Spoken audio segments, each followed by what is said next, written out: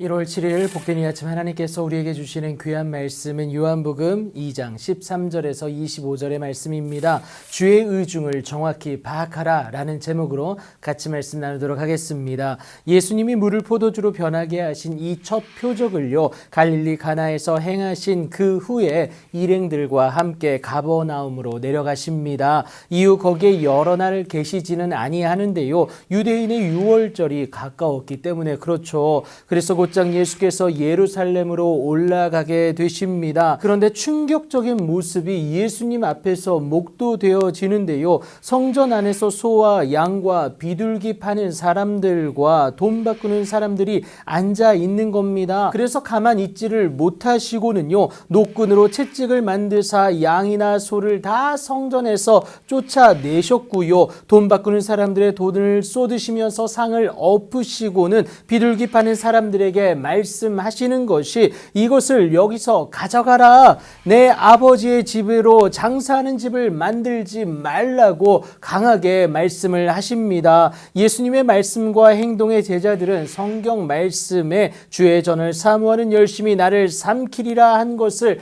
기억하게 됩니다. 그런데 예수님의 책망의 대상이 되었던 그들은요, 막상 자신들의 잘못을 어느 정도 인지는 했지만 마음에 하나님 두기를 싫어하여서 어떻게 합니까? 자기 합리화로 자신들의 행동에 정당성을 부여하고 있다라는 겁니다. 그래서 더 당당했던 유대인들이 대답하여 예수님께 말하는 것이, 네가 이런 일을 행하니 무슨 표적을 우리에게 보이겠느냐라고 답하게 됩니다. 여전히 자신들의 잘못을 외면한 채 표적만을 구하는 그들에게 너희가 이 성전을 헐라 내가 사흘 동안에 일으키리라 라고 말씀을 하십니다. 유대인들은 어이가 없다는 듯이 이 성전은 46년 동안의 지었건을 어찌하여 네가 3일 동안에 일으키겠느냐라고 말을 하게 되는데요. 여러분, 틀린 말이 아니었습니다. 믿음이 없는 그들의 사고에서는 당연했어요. 사실 예수님은 성전된 자기 육체를 가리켜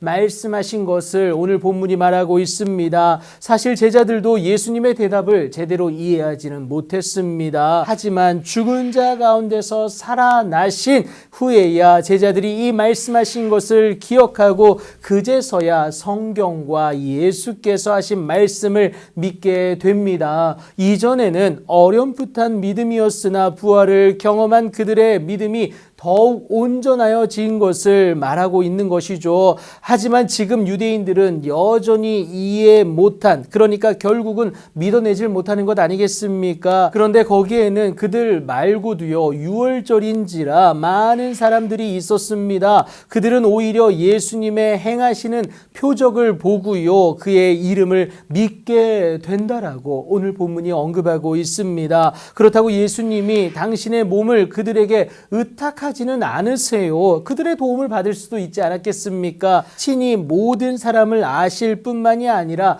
또 사람에 대하여 누구의 증언도 받으실 필요가 없으신 분이기 때문에 그렇습니다. 굳이 그들에게 의지할 필요가 없다라는 겁니다. 예수님은 우리의 의지의 대상이지 우리의 도움이 필요한 분이 아니라는 것을 밝히고 있는 겁니다. 그는 창조주로서 우리의 구원을 위해 하나님의 보내심을 받은 주와 그리스도가 되신 그분 아닙니까? 그렇다면 우리는 그의 우중을 정확히 파악할 수가 있어야 합니다. 그것만이 우리가 사는 길이고요, 이 땅 가운데서 하나님 나라의 기쁨을 온전히 누려내는 그 시작이 될 것이기 때문에 그렇습니다. 이를 위해 하나님은 저와 여러분에게 예수님을 보내주셨습니다. 또 성경도 허락해 주셨어요. 하나님의 그 의중을 우리에게 이 성경을 통해 전하고 계신다라는 겁니다. 여러분, 오늘도 주의 말씀을 들으셨습니까? 그저 좋은 말 정도로만 여기지 마시고요, 그 안에 담긴 주의 의중을 파악할 수 있어야 합니다. 그리고 그 뜻을 오늘 우리의 삶에서 살아낼 수 있어야 돼요.